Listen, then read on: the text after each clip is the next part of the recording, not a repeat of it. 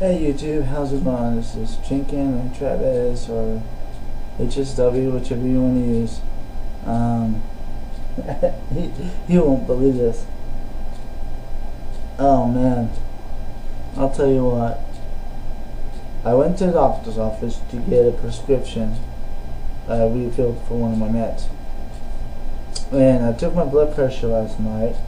Actually, I've even got it on film. I showed you guys it. I believe it was like 168 over 125. Well, it never went down. And I told the lady that it was 160 over 100. You know, anything that's over 85 is 10 times chance of having a heart attack or stroke. Kind of thing. So she said, okay, I'll go ask the doctor. And I go, okay, I'll go tell my mom. She took me. It'll be a little while. It'll be a few minutes. And on the way out, she runs out and she goes, Travis, the nurse who talked to Dr. Shillito, she ran out and said, Travis, Shillito says you need to go to the hospital. Right now, he thinks you might be retaining water, which is putting pressure on your heart. And I have been looking poofy. And I have been. I've said in other videos about my swollen hand, my swollen legs, you know. I could be. So, I did what the doctor told me to do. See if you can see it. Oh, this way. Poked a hole in me. Yep, see how it rolled out right there. Right there. There you go. Poked a hole in me for blood. Couldn't hardly get any blood at all, and there was a reason. It came back and said your red blood cell count is extremely low, which means my body is not producing enough blood to support my kidneys, my heart, my brain, you know, and stuff like that. That's why I have heart flutters, you know, and it's a very serious condition. Actually, God rest her soul, the lady that I said to about the video, Thelma, who passed away the other night, that was the reason why. Her blood cell count went way low. So low they had to put blood in her to try to keep her alive, and the Lord decided to take her. That's what's going on with me. Only not as bad. And good doctor. He was one of my favorite ones. He was understandable. Type of doctor that actually listened to you instead of guessing like the other doctor did. So a lot of people ask, okay, Travis, like atheists. Okay, Travis, answer me this: why would God put you in such a position? Well, one of those ladies, the nurses, was not having a very good night. I came in feeling the way I was feeling, smiling and laughing, and you know, and when I left, she had a smile on her face and she was cheery. She was in a lot better mood.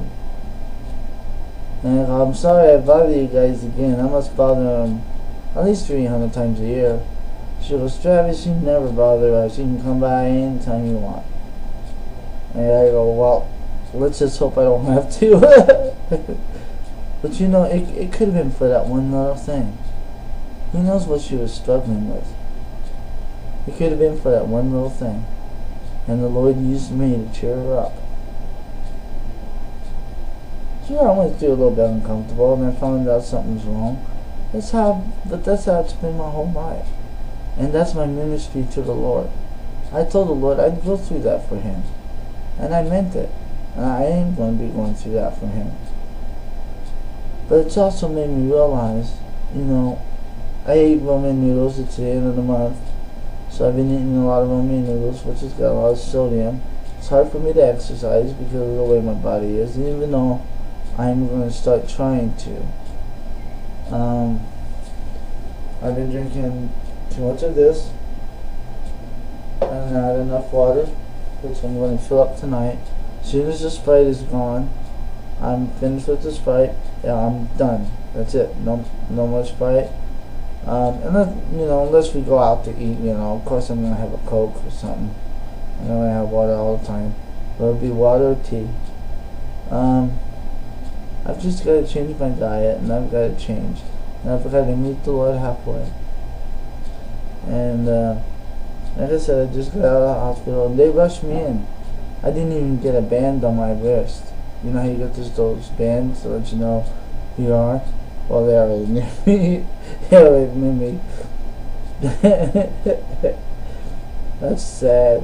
I walk in there and she goes, I walk in there, I didn't even have to tell her anything. She goes, okay Travis, what's going on? And I tell her what's going on, and I told her why the doctor told me to come in here. And she opens the door, went back to the emergency room. She goes, okay Travis, go ahead and sit down. Didn't have to ask for my phone number, didn't have to ask for my last name, didn't have to ask for my address or nothing like that. That is how many times I've been in that hospital.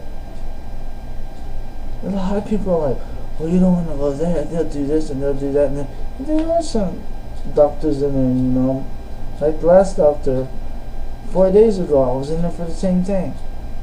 And he thought it was 2 dislocated ribs. Tried to pop. You feel that? No. Actually, it made me feel worse. This doctor I knew though. This doctor, Dr. Gary, he was a good doctor. He's a good doctor. He really is. He's the one who admitted me last time when I had the MS symptoms for Dr. Mendoza. I didn't have to be admitted this time. And last time he saw me, he wanted to, and I said, no, I'm going to go home this time. But this is my life. I accept this life.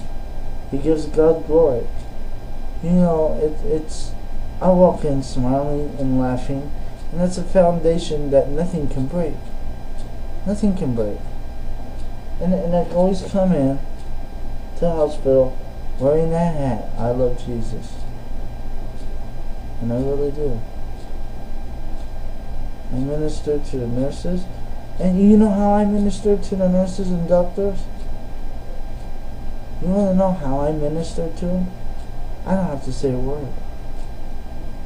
All I have to be is just an example of who I think Jesus would be if he was in that situation. Not grouchy, always happy, always smiling, no matter what's going on. No matter how much pain I'm in. When I was in there for 5 days, I was in so much pain, I was crying for 6 hours. From 6 in the morning until 1:30 in the afternoon. But not once did the Lord put it in my heart to complain. As a matter of fact, I prayed, I go, okay Lord, this pain's getting a little out of hand, if you can back it off a little bit. And he did.